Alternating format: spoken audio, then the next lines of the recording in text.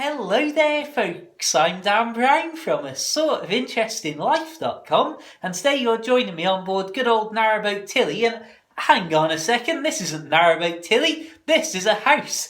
Yes, you were joining me just after I finished work, and I thought today we would have a random tour of my old room back at my mum's house, as this is no ordinary weekend, as not only have I found myself in the stewardship of this house, but also my nan and granddad are not in town either, so I've got two houses and the cat and the gardens under my protection. So I suppose the only thing I can think of doing is getting the camera out. Right, let's have a look and a chat. So then, as we walk up the stairs on that POV that I've had for so many years in the run-up to getting Narrowboat Tilly, I suppose we probably want to go through this door with the boat licence numbers on it. And if we push this open, then, yes, that's looking very familiar. Now, I just want to say that this is actually a video that I've had requests to do, so I hope that if you are interested in seeing this old room for any particular reason, that this doesn't disappoint, as there's not really much to say in here. And unfortunately, there's even less to say than I was hoping, because as soon as I started trying to film this, the cat got up and ran away. So as you can see, there's a few little tiny footprints dotted in the bed top there.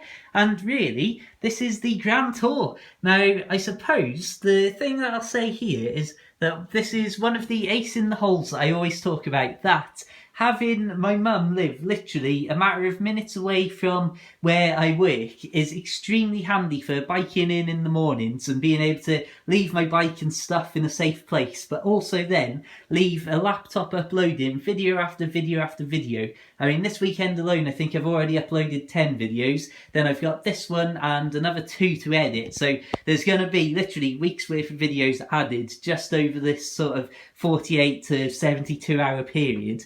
But the proper grand tour, I suppose, is starting with the two most interesting things in this room, which are the mountain board over there and also my telescope here, which unfortunately are both here waiting to be sold. And so hopefully in the next 2 weeks or so, neither of these will be in here and it'll be even emptier a room with even less to say about it. But again, that's one of the very handy things of having somewhere sort of friendly that I could leave stuff, is that deciding when I first moved on the boat what I actually wanted and didn't want was, it was a trial and error process basically. And some people, eagle-eyed and long-time viewers, may recognise this black tub chair as being one that used to be on Tilly at one point. And basically, the perfect example of what I mean by having somewhere safe to leave your stuff in a friendly environment for long periods of time can be summed up with when I got rid of the sofa bed on Tilly. I fetched it here, managed to cram it under the bed, and just for months and months it was just here resting. And then when I finally realised that I wanted it back on full time, I obviously then didn't have to buy a new one, or I didn't have to sell the old one and go through all that hassle. I just took it back out with my granddad and rebuilt it, which was easier said than done with zero instructions, having only ever deassembled it rather than assembled it. The only thing really in this room to talk about is these bookshelves, because it's the only place that there's actually any stuff. Suppose we'll have a proper look here. First of all, the wardrobe. I've got a couple of coats in here that I don't want to ever really get rid of just because they're quite handy to have.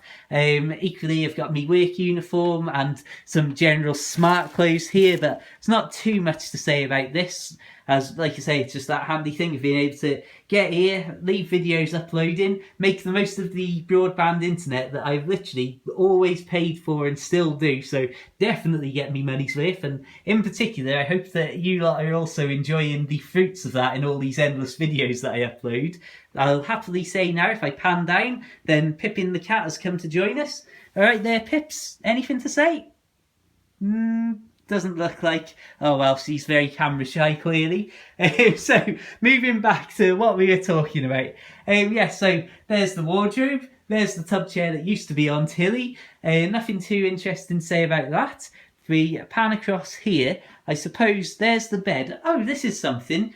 Is it unusual, please can you tell me, internet, that I, from a pretty young age, probably mid-teenage years, have always bought all of my own furniture and stuff, and literally everything from obviously the chair, the wardrobe, the bed, the mattress, the pillows, even the bedside table, the lamp on the bedside table, the desk, the bookshelves, is all stuff that I've bought myself. And this is something that I ask you as a question because I've got into a few random debates with people with children a lot older than I was when I was, well, not children basically, like 20 something people who still, when they want furniture, insist that their parents buy it. I don't know if that's usual or if I'm just weird and insist on having exactly the stuff I want.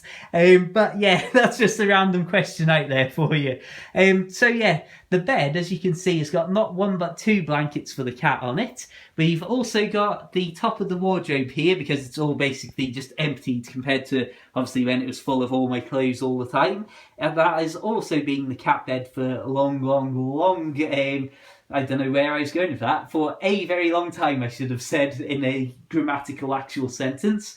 The pillows, you'll see, we've only got 2 out of the 4 standard pillows for a double bed because the other 2 were taken back to Tilly when I originally bought it way back in 2012. So that's the sort of legacy there, that they just never ever got replaced, and those ones there are looking extremely flat, to be fair. What else have we got? I suppose something that I will say, and this may again be something that's a bit weird, but you may be thinking that, oh, perhaps there's a lot of stuff hidden away in the cupboards and the drawers. Well, we've only got 4 drawers in here.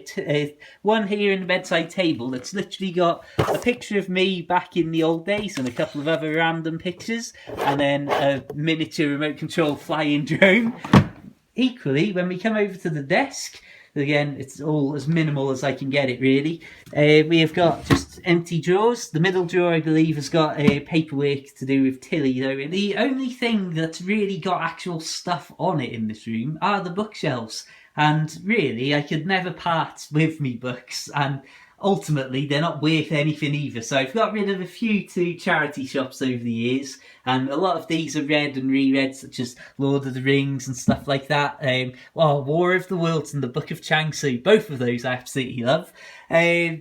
But yeah, I suppose as well, another random thing to show, we've got behind here a huge Beano book collection, and on the shelf below that as well. Again, that's just a random thing. As you would expect of me, we've got tripods and stuff everywhere. I've got 3 of these miniature tripods with phone and iPod adapter mounts there, and this is the notebook collection that I've managed to put together over the years too. These ones all being the notebooks and diaries that go in my little Midori wallet that I have. So have a look, what have we got? June 2014, October, December 2013. We won't even get started in that distraction because I could talk forever about just what's in those. Yeah, like I say, there's not loads to say about anything in here. It's all just random old stuff. And well, it's not even that, it's just old books and then a lot of empty surfaces. Coming up here, we've got my iconic childhood teddy. Sorry about the random cut in the video there, as I had to let the cat out, but I also want to show you one of the most random things ever, which is a handful of kitchen sponges, because either midway through last year or the end of the year before, I accidentally ended up repeatedly buying some massive bags of these because I didn't realise I'd already got them. So I ended up with literally like 2 years worth of sponges. So they're all stored under the bed, which again, I mean, there's just nothing really there. There's a bag for the mountain board under there. Something that I can't possibly do this video without showing you is my massive series of maps on the wall here. And you can see in the middle of it, or to the right hand side of it at least, we've got Oswestry itself. And then basically all of this area that I have spent the last decade or so out playing in and exploring and adventuring. Up to the left hand side you can see how you get more and more of this orange as it gets into the hilly territory. But as I always say, Shropshire is so flat that when you look over here, it's basically, well, there's barely any contour lines at all.